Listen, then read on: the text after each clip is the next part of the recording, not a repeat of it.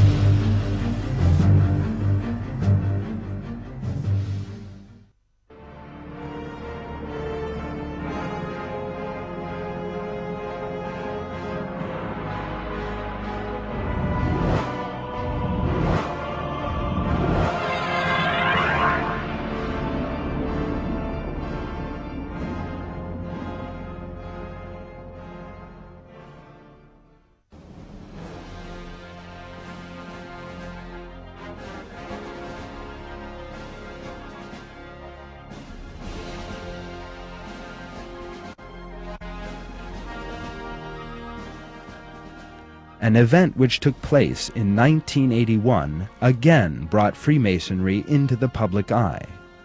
Police officials conducting an investigation in Italy obtained a list of members of the Propaganda du Masonic Lodge, P2 for short.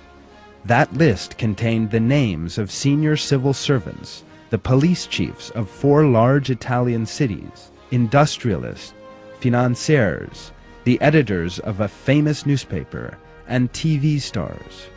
The name at the top of the list was that of Licio Gelli.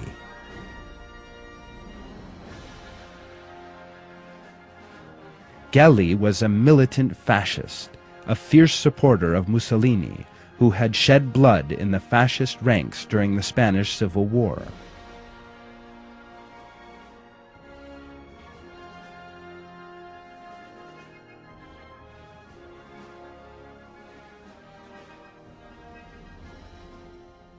He was now Grand Master of the P2 Lodge.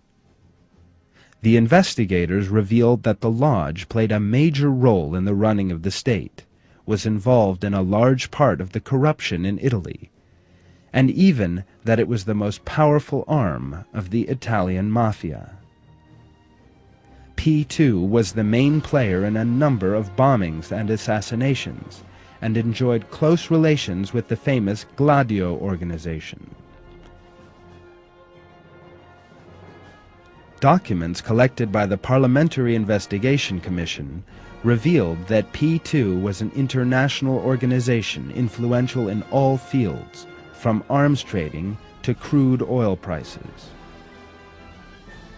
The Italian press devoted considerable space to P2's illegal activities.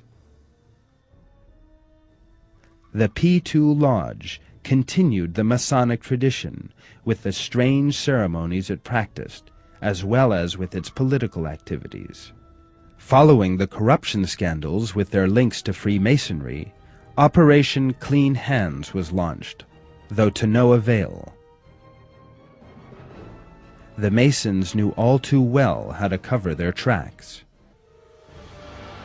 P2 is only one example of the way the Masons organize inside the state.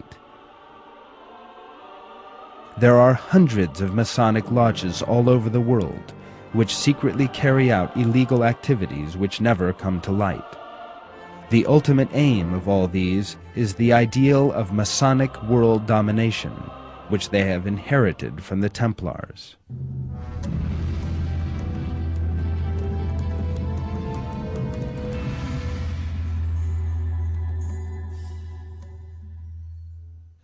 What we have seen in this film shows that the course of history and current events are different to how they sometimes appear, and that there are dark aims behind processes and events which are assumed to have come about naturally.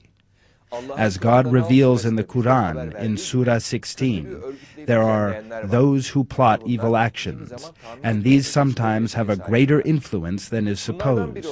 The Knights Templars, who are one of these, never disappeared, and they still exist today, although in the form of Freemasons. Lodges, which still meet today in America under the name of the Knights Templars, are active as a branch of Freemasonry.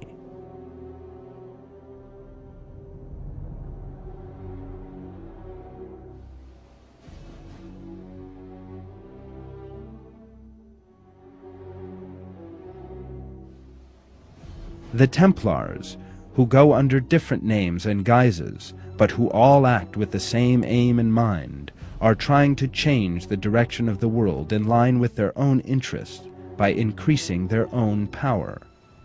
They have used all possible methods to that end, and are still doing so today.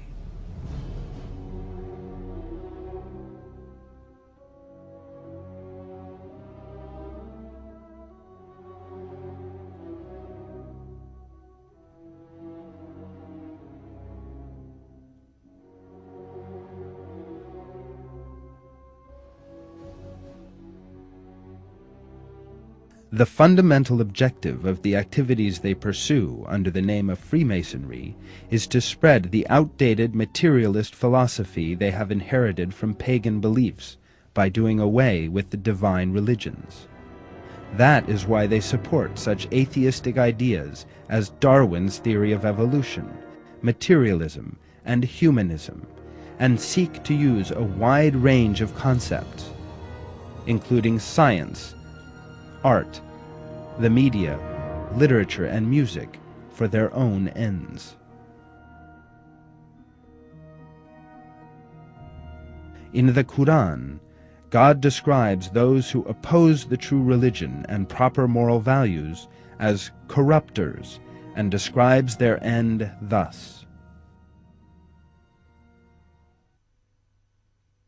As for those who did not believe and barred access to the way of God, we will heap punishment on top of their punishment, because of the corruption they brought about.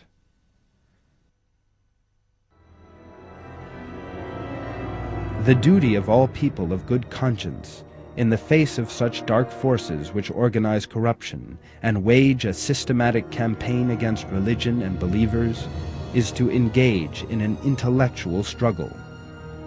The solution to the erroneous philosophies which these dark forces would impose on mankind lies in the moral values of the Quran. Believers who fulfill that responsibility achieve the honor of being a means whereby God's promise in the Quran will come about.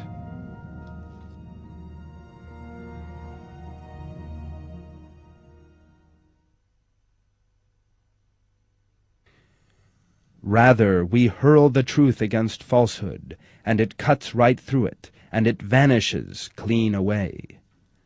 Woe without end for you for what you portray.